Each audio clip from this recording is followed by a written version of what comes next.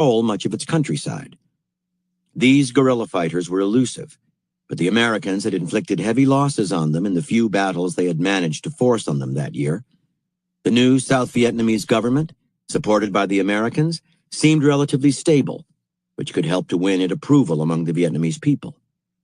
To the north, bombing raids had knocked out many of North Vietnam's airfields and heavily damaged its air force.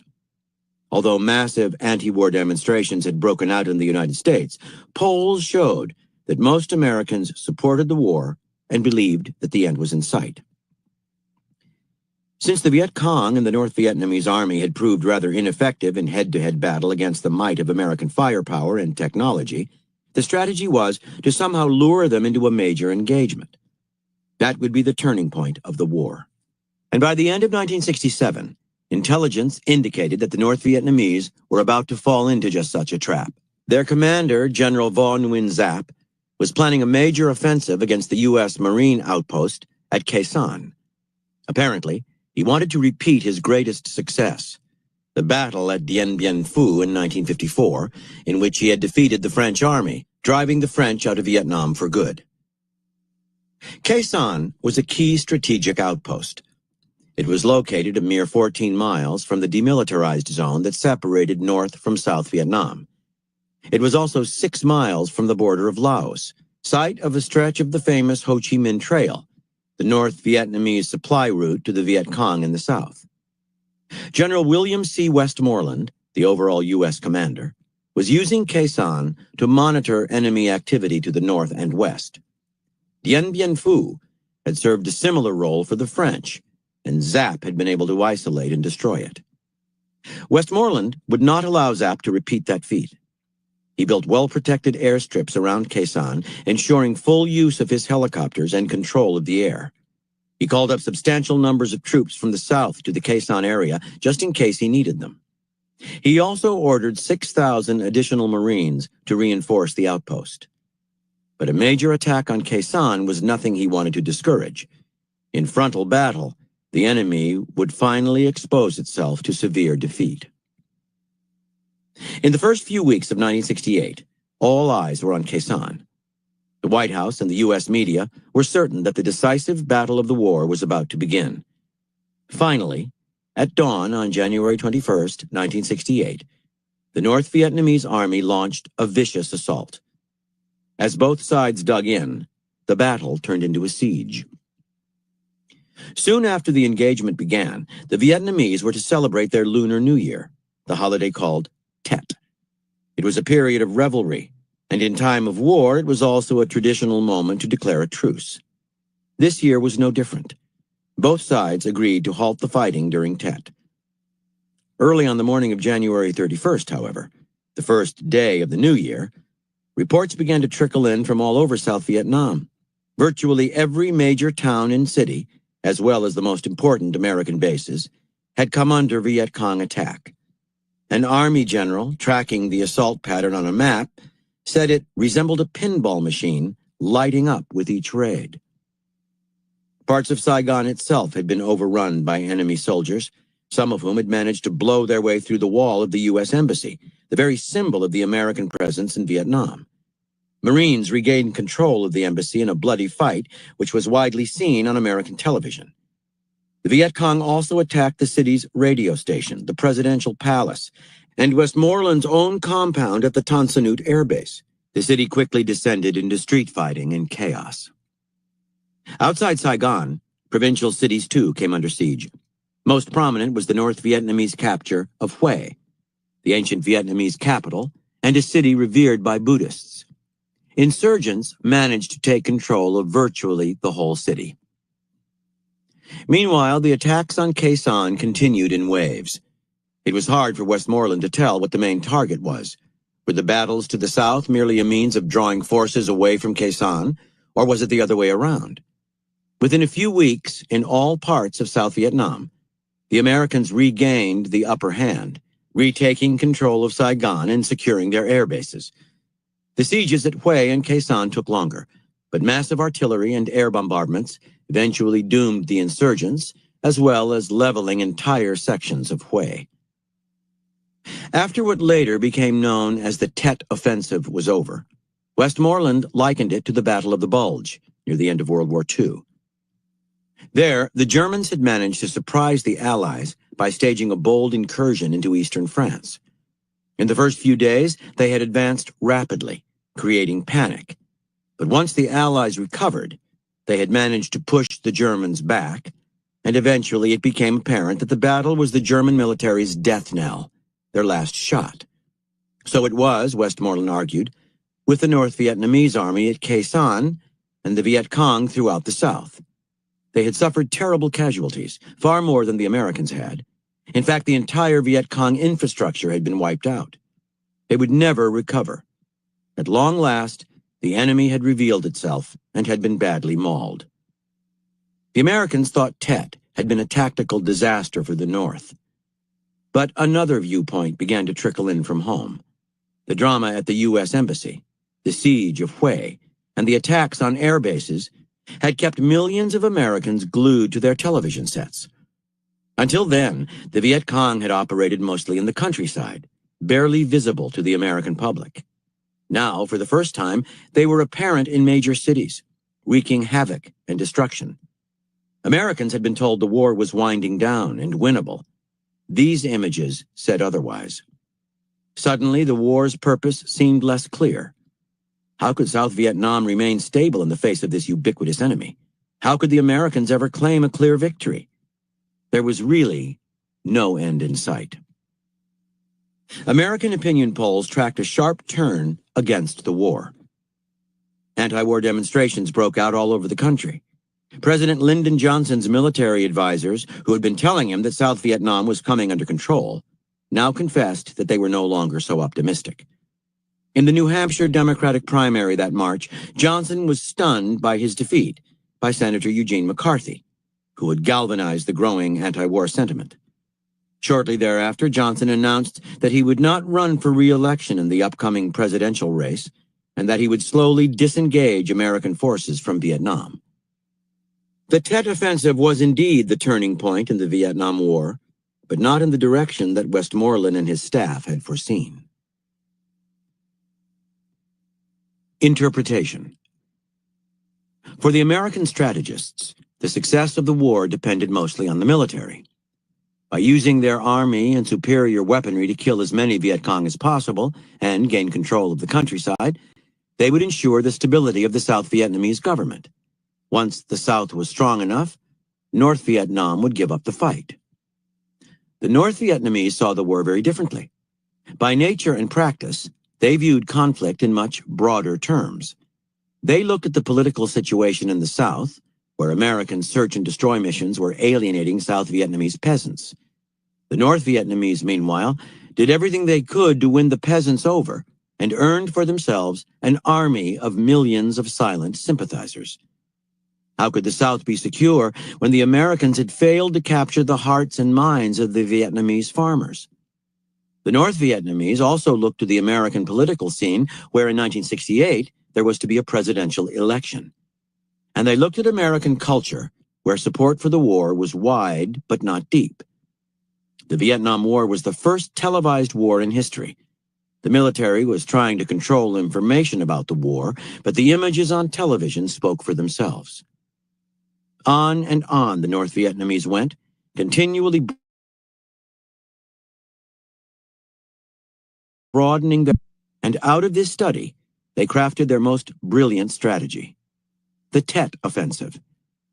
Using their army of peasant sympathizers in the South, they were able to infiltrate every part of the country, smuggling in arms and supplies under the cover of the Tet holiday. The targets they hit were not only military, but televisual. Their attacks in Saigon, base of most of the American media, including the CBS newsman Walter Cronkite, visiting at the time, were spectacular. Hue and Khe Sanh were also places heavily covered by American reporters. They also struck symbolic locations, embassies, palaces. On television, all this would create the dramatic and deceptive impression that the Viet Cong were everywhere, while American bombing raids and pacification programs had gotten nowhere. In effect, the goal of the Tet Offensive was not a military target, but the American public in front of its televisions. Once Americans lost faith, and in an election year, the war was doomed. The North Vietnamese did not have to win a single pitched battle on the field, and in fact, they never did. But by extending their vision beyond the battlefield to politics and culture, they won the war. We always tend to look at what is most immediate to us, taking the most direct route toward our goals, and trying to win the war by winning as many battles as we can. We think in small, micro-level terms and react to present events. But this is petty strategy. Nothing in life happens in isolation. Everything is related to everything else and has a broader context. That context includes people outside your immediate circle whom your actions affect, the public at large, the whole world. It includes politics, for every choice in modern life has political ramifications. It includes culture, the media, the way the public sees you. Your task as a grand strategist is to extend your vision in all directions, not only looking further into the future, but also seeing more of the world around you, more than your enemy does. Your strategies will become insidious and impossible to thwart. You will be able to harness the relationships between events, one battle setting up the next, a cultural coup setting up a political coup. You will bring the war to arenas your enemies have ignored, catching them by surprise. Only grand strategy can yield grand results. By Karl von Clausewitz. War is the continuation of politics by other means. Keys to warfare. Thousands of years ago, we humans elevated ourselves above the animal world and never looked back. Figuratively speaking, the key to this evolutionary advance was our powers of vision. Language and the ability to reason that it gave us let us see more of the world around us. To protect itself from a predator, an animal depended on its senses and instincts. It could not see around the corner or to the other end of the forest. We humans, on the other hand, could map the entire forest, study the habits of dangerous animals, and even nature itself, gaining deeper, wider knowledge of our environment. We could see dangers coming before they were here. This expanded vision was abstract. Where an animal is locked in the present, we could see into the past and glimpse as far as our reason would take us into the future. Our sight expanded further and further into time and space, and we came to dominate the world. Somewhere along the line, however, we stopped evolving as rational creatures. Despite our progress, there is always a part of us that remains animal. And that animal part can respond only to what is most immediate in our environment. It is incapable of thinking beyond the moment. The dilemma affects us still. The two sides of our character, rational and animal, are constantly at war, making almost all of our actions awkward. We reason and plan to achieve a goal, but in the heat of action we become emotional and lose perspective. We use cleverness and strategy to grab for what we want, but we do not stop to think about whether what we want is necessary, or what the consequences of getting it will be.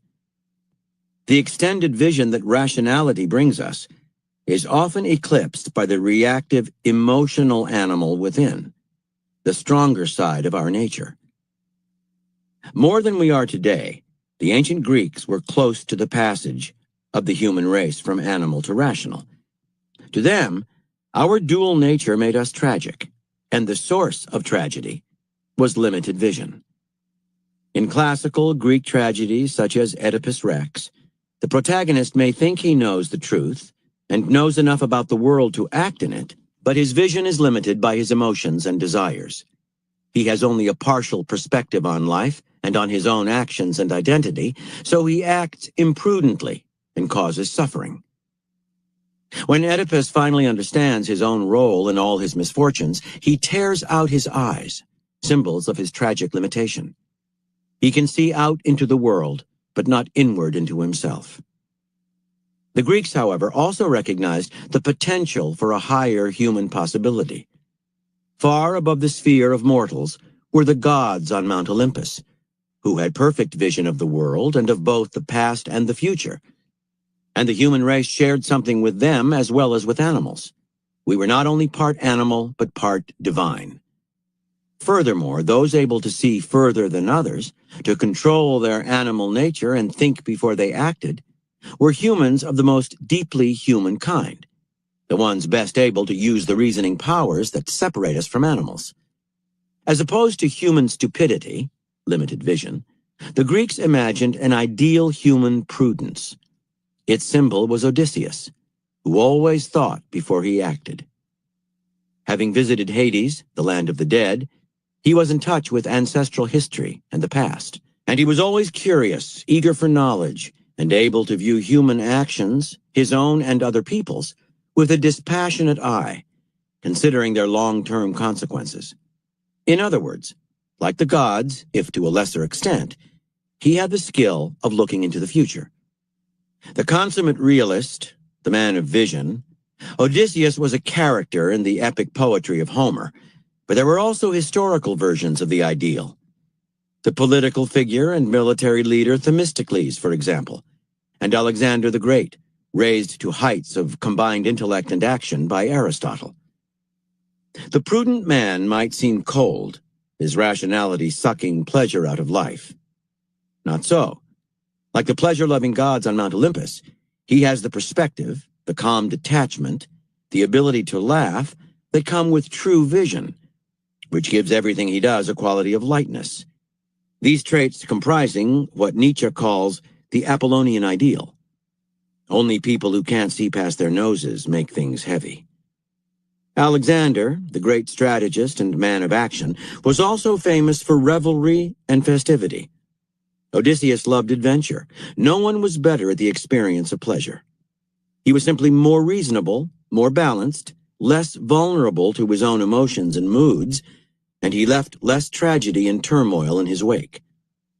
This calm, detached, rational, far-seeing creature, called prudent by the Greeks, is what we shall call the grand strategist. We are all of us to some extent strategists. We naturally want control over our lives, and we plot for power, consciously or unconsciously, angling to get what we want. We use strategies, in other words, but they tend to be linear and reactive, and are often fractured and struck off course by emotional responses. Clever strategists can go far, but all but a few make mistakes. If they are successful, they get carried away and overreach. If they face setbacks, and setbacks are inevitable over a lifetime, they are easily overwhelmed. What sets grand strategists apart is the ability to look more deeply into both themselves and others, to understand and learn from the past, and to have a clear sense of the future, to the extent that it can be predicted. Simply, they see more, and their extended vision lets them carry out plans over sometimes long periods of time, so long that those around them may not even realize that they have a plan in mind. They strike at the roots of a problem, not at its symptoms, and hit their mark cleanly. In moving toward becoming a grand strategist, you follow in the path of Odysseus and rise toward the condition of the gods. It is not so much that your strategies are more clever or manipulative as that they exist on a higher plane. You have made a qualitative leap. In a world where people are increasingly incapable of thinking consequentially, more animal than ever, the practice of grand strategy will instantly elevate you above others. To become a grand strategist does not involve years of study or a total transformation of your personality. It simply means more effective use of what you have: your mind, your rationality, your vision. Having evolved as a solution to the problems of warfare, grand strategy is a military concept, and an examination of its historical development will reveal the key to making it work for you in daily life. In the early history of warfare, a ruler or general who understood strategy and maneuver could exercise power. He could win battles, carve out an empire, or, at the very least, defend his own city or state. But problems came with strategy on this level. More than any other human activity, war plays havoc with emotion, stirs the animal within.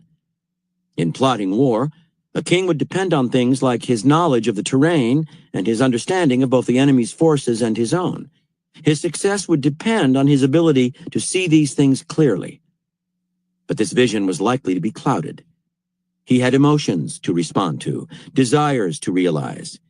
He could not think his goals through. Wanting to win, he would underestimate the enemy's strength or overestimate his own. When Xerxes of Persia invaded Greece in 480 BC, he thought he had a perfectly rational plan. There was much he had not taken into account, and disaster followed. Other rulers actually won their battles, only to grow drunk on victory and not know when to stop, stirring up implacable hatred, distrust, and the desire for revenge all around them, culminating in war on several fronts and total defeat. As in the destruction of the warlike Assyrian Empire, its capital of Nineveh eternally buried in the sand. In cases like that, victory in battle brought only danger, exposing the conqueror to ruinous cycles of attack and counterattack. In ancient times, strategists and historians from Sun Tzu to Thucydides became conscious of this recurring self-destructive pattern in warfare and began to work out more rational ways to fight. The first step was to think beyond the immediate battle. Supposing you won victory, where would it leave you? Better off or worse? To answer that question, the logical step was to think ahead, to the third and fourth battles on, which connected like links in a chain. The result was the concept of the campaign, in which the strategist sets a realistic goal and plots several steps ahead to get there. Individual battles matter only in the way they set up the next ones down the line. An army can even deliberately lose a battle as part of a long-term plan. The victory that matters is that of the overall campaign, and everything is subordinated to that goal. This kind of strategy represented a qualitative advance.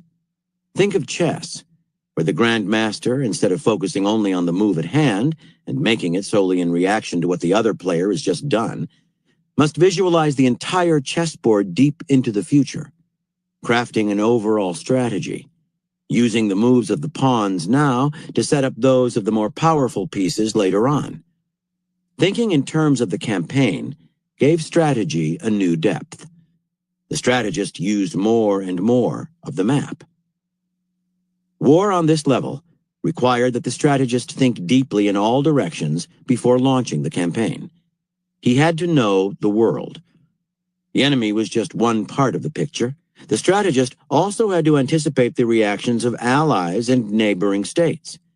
Any missteps with them, and the entire plan could unravel. He had to imagine the peace after the war. He had to know what his army was capable of over time and ask no more of it than that. He had to be realistic. His mind had to expand to meet the complexities of the task, and all this before a single blow was exchanged. Yet strategic thinking on this level yielded limitless benefits. A victory on the battlefield would not seduce the leader into an unconsidered move that might ultimately set the campaign back, nor would a defeat unnerve him. When something unexpected happened, and the unexpected is to be expected in war, the solution he improvised to meet it would have to suit goals far on the horizon. His subordination of his emotions to strategic thought would give him more control during the course of the campaign. He would keep his perspective in the heat of battle.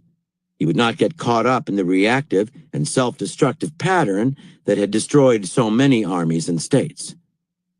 This principle of campaigning was only relatively recently christened grand strategy, but it has existed in various forms since ancient times. It is clearly visible in Alexander's conquest of Persia, in the Roman and Byzantine empires' control of vast territories with small armies, in the disciplined campaigns of the Mongols, in Queen Elizabeth I's defeat of the Spanish Armada, in the Duke of Marlborough's brilliantly conceived campaigns against the Habsburgs. In modern times, North Vietnam's defeat first of the French, then of the United States, in the latter case without winning a single major battle. must be considered a consummate use of the art. Military history shows that the key to grand strategy, the thing that separates it from simple garden variety strategy, is its particular quality of forethought. Grand strategists think and plan further into the future before taking action. Nor is their planning simply a matter of accumulating knowledge and information. It involves looking at the world with a dispassionate eye, thinking in terms of the campaign, planning indirect, subtle steps along the way whose purpose may only gradually become visible to others. Not only does this kind of planning fool and disorient the enemy, for the strategist, it has the psychological effects of calm, a sense of perspective, flexibility to change in the moment while keeping the ultimate goal in mind. Emotions are easier to control. Vision is far-seeing and clear. Grand strategy is the apex of rationality. Grand strategy has four main principles, distilled below from case histories of the most successful practitioners of the art. The more you can incorporate these principles into your plans, the better the results.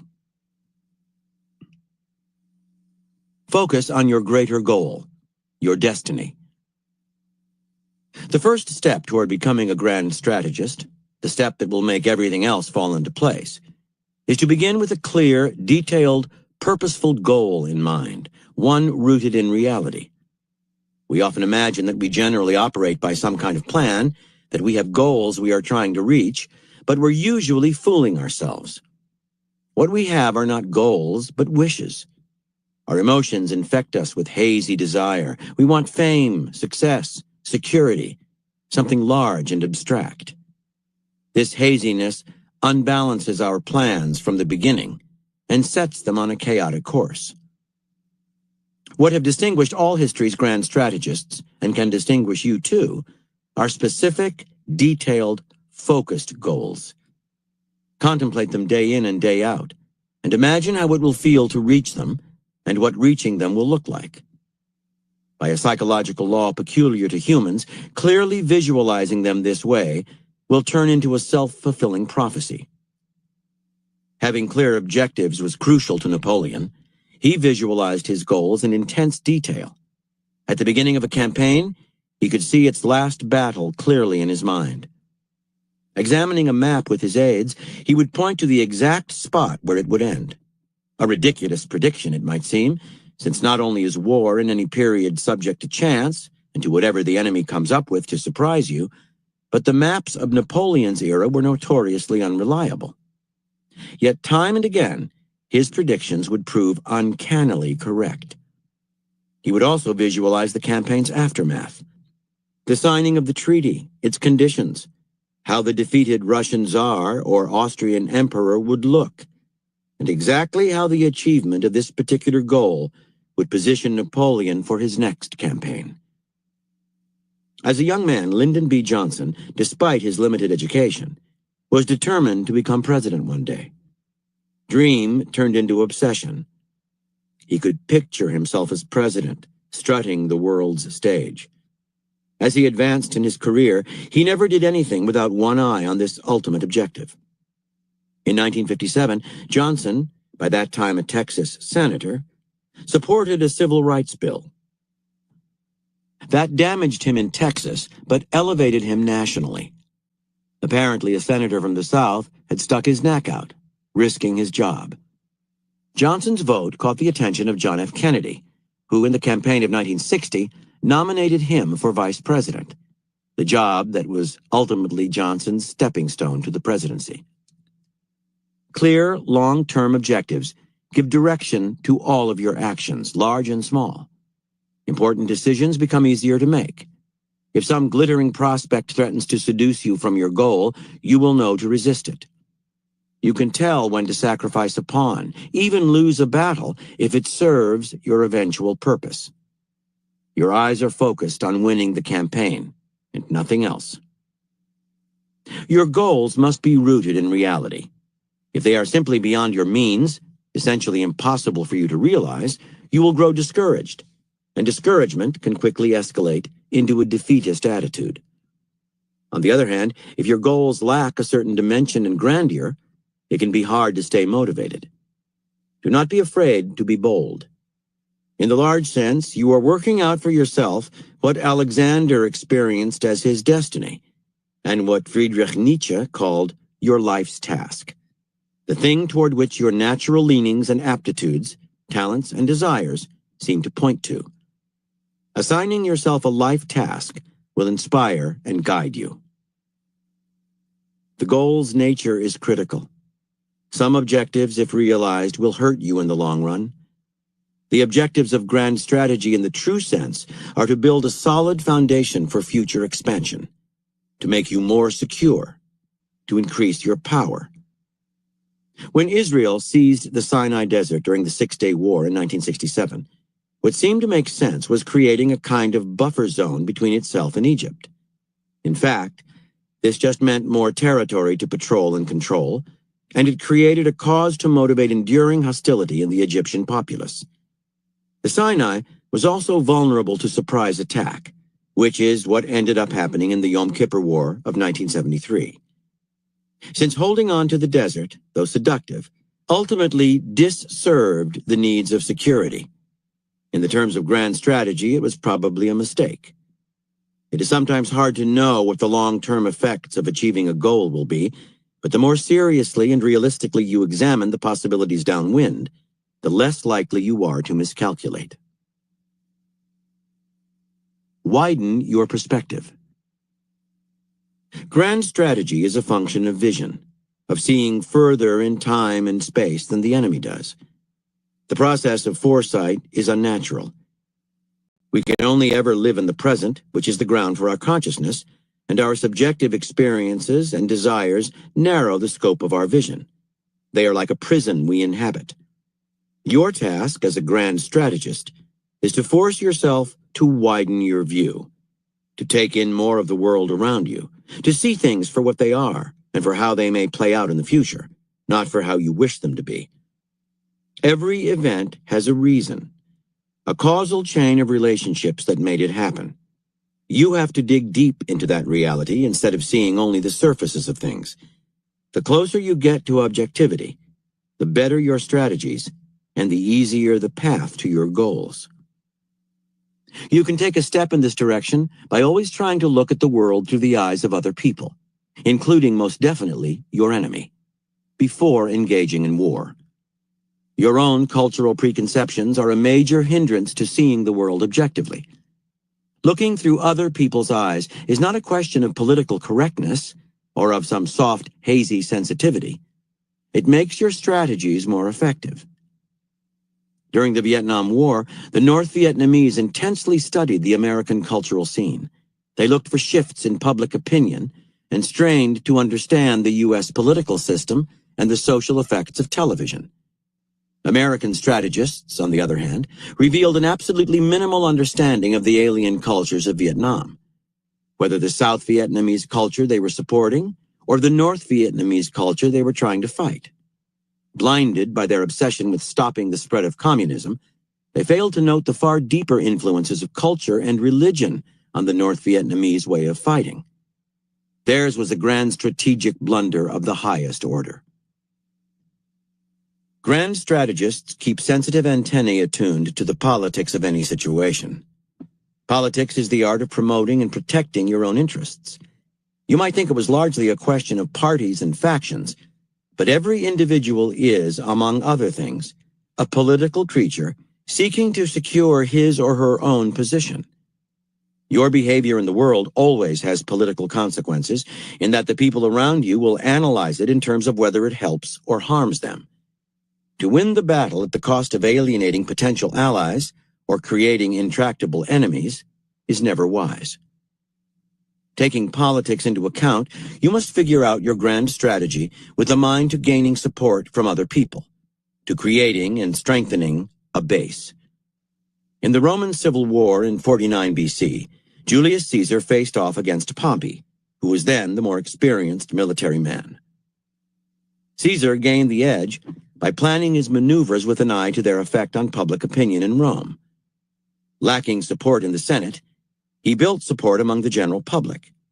Caesar was a brilliant political animal, and what made him so was his grasp of the public psyche. He understood their self-interest and shaped his strategies accordingly. Being political means understanding people, seeing through their eyes. Sever the roots.